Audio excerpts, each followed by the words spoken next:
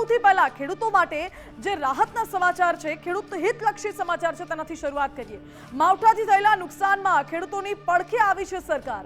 દેશમાં સૌપ્રથમવાર સૌથી ઝડપી સહાય પેકેજ જાહેર થવાનું છે। સીએમ ભૂપેન્દ્રભાઈ સતત બેઠકોનો દોર ચલાવી રહ્યા છે। માત્ર 3 દિવસમાં જ સર્વેની કામગીરી પૂર્ણ કરી દેવામાં આવી છે તેવું સીએમએ લખ્યું છે અને હંમેશાની જેમ સતત ખેડૂતોની પડખે ઊભી રહી છે આ ભૂપેન્દ્રભાઈ પટેલ દાદાની સરકાર। ટૂંક જ સમયમાં રાજ્ય સરકાર હવે સહાય પેકેજ જાહેર કરવા જઈ રહી છે। સોશિયલ મીડિયા મારફતે સીએમએ નિર્ધાર વ્યક્ત કર્યો છે। સોશિયલ મીડિયા પ્લેટફોર્મ એક્સ પર સીએમએ પોસ્ટ મૂકી અને આ પોસ્ટમાં સીએમએ લખ્યું છે કે ખેડૂતોના ઊભા પાકને વ્યાપક નુકસાન થયું। અણધારી આફતમાં સરકાર ખેડૂતોની પડખે રહી છે। સરકાર પૂરી સંવેદનાથી ખેડૂતોની પડખે ઊભી છે અને સર્વેની કામગીરી અત્યંત ઝડપથી હાથ ધરવામાં આવી છે। મંત્રીઓ અધિકારીઓ સાથે સતત હું સંકલનમાં છું અને ઝડપથી રાહત સહાય પેકેજ જાહેર કરાશે તેવું મુખ્યમંત્રીએ રાજ્યની જનતાને આશ્વાસન આપ્યું છે, ખેડૂતોને આશ્વાસન આપ્યું છે। જોકે સીએમના આ નિર્ણયની ડેપ્યુટી સીએમ હર્ષભાઈ સંઘવીએ પણ સરાહના કરી છે।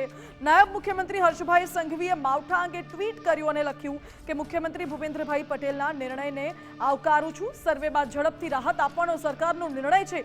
પ્રોએક્ટિવ નેતૃત્વનું આ ઉત્તમ ઉદાહરણ જોવા મળ્યું છે અને ખેડૂતો પ્રત્યેનો સંવેદનશીલ અભિગમ સરકારે અપનાવ્યો છે।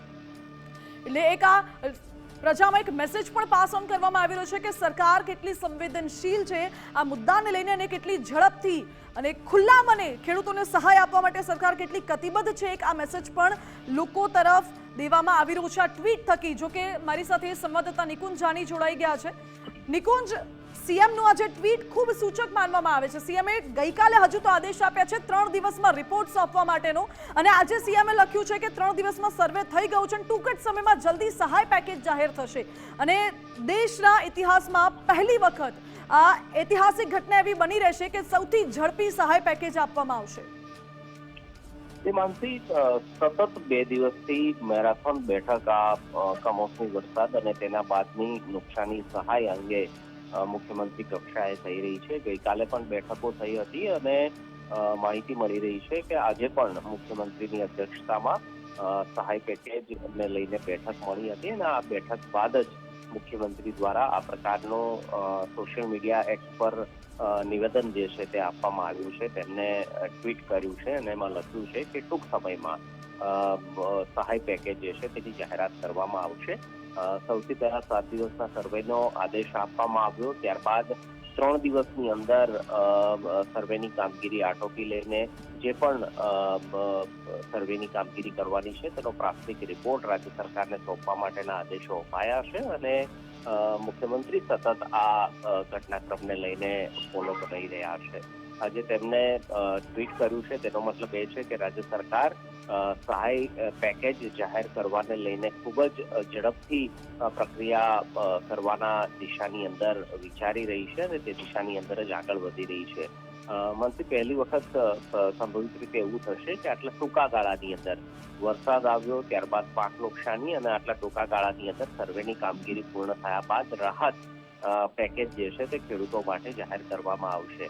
કારણ કે અત્યાર સુધી એ પ્રકારનું હતું કે જ્યારે વરસાદ આવે છે, કમોસમી વરસાદ હોય છે, અતિવૃષ્ટિ હોય છે, ત્યારબાદ સર્વે થાય છે, સર્વેના આંકડા કૃષિ વિભાગ સુધી પહોંચે છે અને તે પેકેજ જાહેર થવામાં 2 થી 3 મહિના જેટલો સમય લાગી જતો હોય છે। પરંતુ વર્તમાન સ્થિતિ એ પ્રકારની છે કે ખેડૂતના મોઢામાં આવેલો કોળિયો જે છે તે છીનવાયો છે અને તેના કારણે ખેડૂતની મુશ્કેલી ની કોઈ સીમા નથી અને આ જ બાબત રાજ્ય સરકારે ધ્યાનમાં રાખીને ખેડૂતો કોઈ પણ પ્રકારની મુશ્કેલી ન અનુભવે અથવા તો તેમની આર્થિક સ્થિતિને અડચણ ન ઊભી થાય તે માટે પ્રોએક્ટિવ રીતે રાજ્ય સરકાર વિચારી રહી છે અને સંભવિત રીતે આગામી ગણતરીના કલાકોમાં કહી શકાય કે રાજ્ય સરકાર રાહત પેકેજ જે છે તે જાહેર કરવા જઈ રહી છે અને આ રાહત પેકેજ પણ એનડીઆરએફ, એસડીઆરએફના નોર્મ્સ એટલે કે જે નિયમો છે તેનાથી ઉપર ઉઠીને જાહેર કરવામાં આવશે, ખેડૂતોને મદદરૂપ થવામાં આવશે।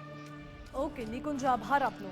એટલે સૌથી મોટી વાત એ છે કે હવે ગણતરીના કલાકો બાકી રહ્યા છે જ્યારે સરકાર ખેડૂતોને સહાય પેકેજ ચૂકવશે અને આ વખતે એનડીઆરએફ એસડીઆરએફના જે નિયમો છે તેનાથી પણ ઉપર ઉઠીને સરકાર ખેડૂતોને સહાય ચૂકવવા જઈ રહી છે। ખેડૂતો માટે આ સૌથી મોટા રાહતના સમાચાર કહી શકાય, કારણ કે છેલ્લા ઘણા દિવસથી જે માવઠાના માર વચ્ચે ખેડૂતો પીસાઈ ગયા છે, ખેડૂતોની હાલત કફોડી બની છે, ખેડૂતોના મોઢે આવેલો કોળિયો છીનવાઈ ગયું છે, તેને લઈ ખેડૂતો સતત પરેશાન હતા।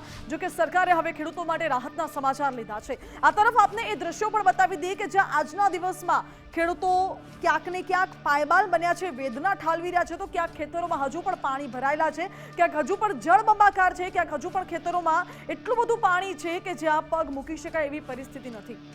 સૌથી પહેલા દ્રશ્યો દ્વારકાના જોઈ લો, જ્યાં ખંભાળિયાના સામેર ગામે પાક નુકસાનની મુદ્દે મોટી સંખ્યામાં ખેડૂતો એકઠા થયા હતા અને તાત્કાલિક સહાય ચૂકવવાની માંગ સાથે ખેડૂતોએ ગ્રામ સભા યોજી હતી।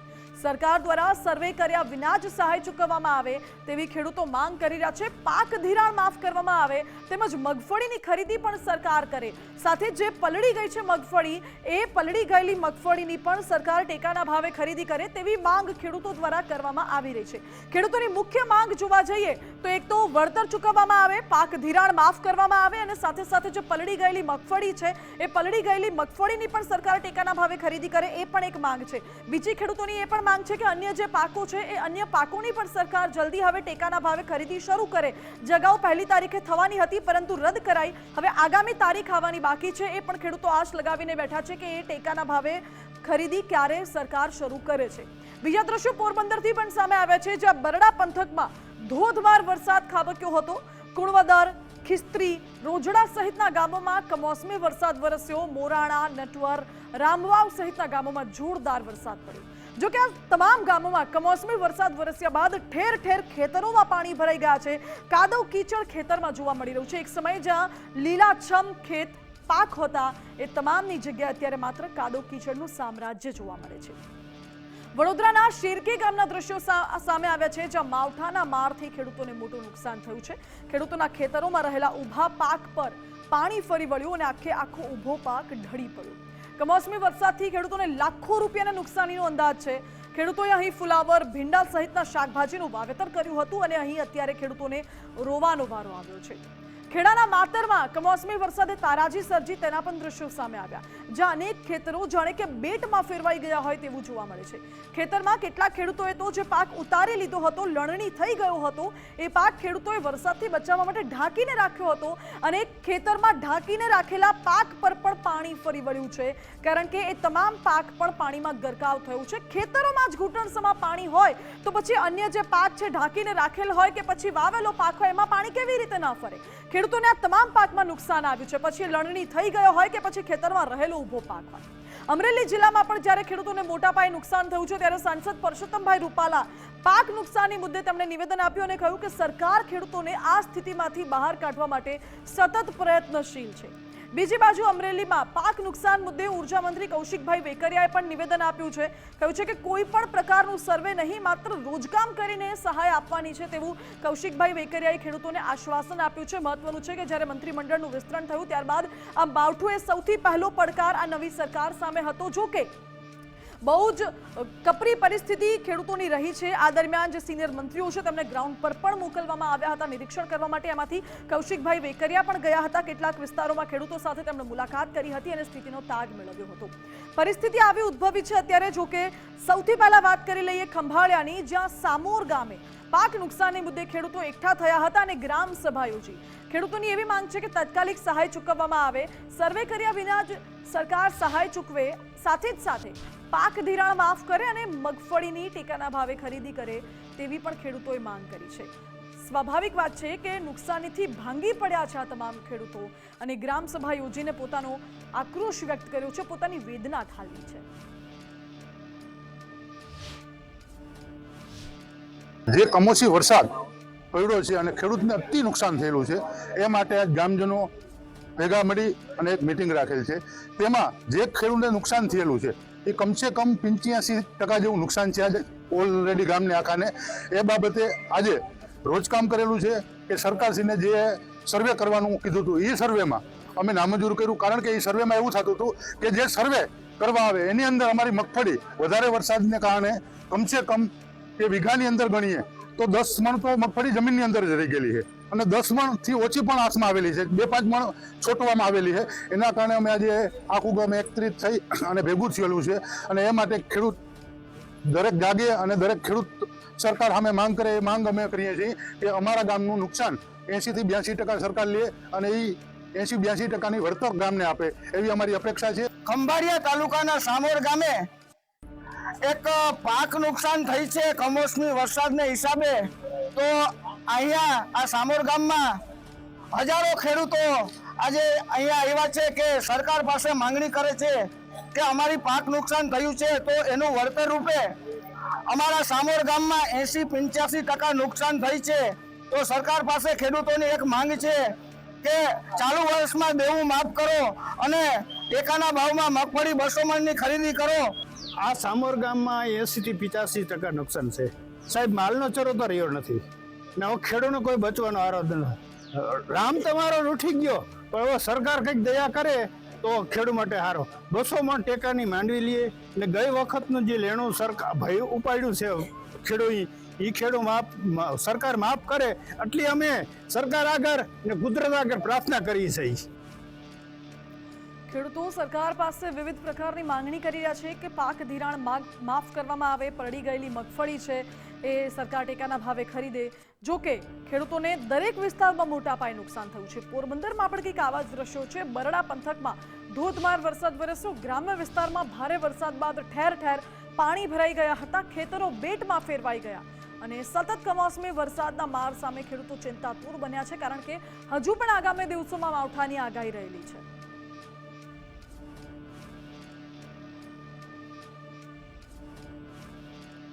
આ તરફ વડોદરા શહેરથી પણ દ્રશ્યો સામે આવે છે, જ્યાં શેરખી ગામમાં માવઠાથી ખેડૂતોના પાકને મોટું નુકસાન આવ્યું છે. ખેડૂતોના ખેતરોમાં રહેલો ઊભો પાક આખો ઢળી ગયો છે. ખેતરો પર પાણી ફરી વળ્યા છે. કમોસમી વરસાદથી ખેડૂતોને લાખો રૂપિયાના નુકસાનીનો અંદાજ છે. જોકે ખેડૂતોએ અહીં ફ્લાવર, ભીંડા સહિતના શાકભાજી પાકોનું વાવેતર કર્યું હતું અને હવે ખેડૂતોએ રાતા પાણીએ રોવાનો વારો આવ્યો છે. બીજી બાજુ ડાંગર પકવતા ખેડૂતો પણ પાયમાલ થઈ ચૂક્યા છે. સરકાર હવે ત્વરિત સહાય કરે તેવી ખેડૂતો સતત એક જ રટ લગાવીને બેઠા છે કે સરકાર હવે ત્વરિત સહાય કરે. કમોસમી વરસાદના કારણે અત્યારે ડાંગરના પાકને જે ટોટલી પૂરું નુકસાન થઈ ગયું છે. એનો જે ડાંગરનો પાક મળવાનો હતો એ બી મળ્યો નથી અને એનું જે ઘાસચારો હતો એ બી અત્યારે નષ્ટ પામેલો છે. એટલે આ શરૂઆતમાં આપણે ડાંગરની વાવણી કરી, એની ખેતી, એના પાણીનો ખર્ચો, ખાતરનો ખર્ચો, પછી એનો નિંદામણનો ખર્ચો, એ બધાથી આપણે ગણીએ તો શરૂઆતમાં અમારે 10-15 હજાર રૂપિયા જે ખર્ચો થયો હતો અને આપણે એને જો ટોટલ ખર્ચો ઇન્કમ ગણીએ તો એ અત્યારે અમારે કોઈ મળવા પામે એવું નથી. બધું નુકસાન થઈ ગયું છે. સરકાર પાસે અને તંત્ર પાસે અમે આશા રાખીએ છીએ કે ખેડૂતોને જે નુકસાન થયું છે તેનું વળતર આપે એવી અમારી આશા છે. પાકની વાવણી તો આ તમે જોઈ શકો છો. આ જે ફ્લાવરનું પહેલાં કેન્સલ થયું, પછી આ ભીંડાની વાવણી કરી એ પણ બગડ્યો પાક, પછી આ બાજુમાં સૂંઢિયું છે એક તૈયાર થયેલું એ બી ખરાબ થઈ ગયું. નુકસાન તો બહુ ઘણું બધું છે અને બહુ પરિસ્થિતિ બહુ ખરાબ થઈ ગઈ છે ખેડૂતોની.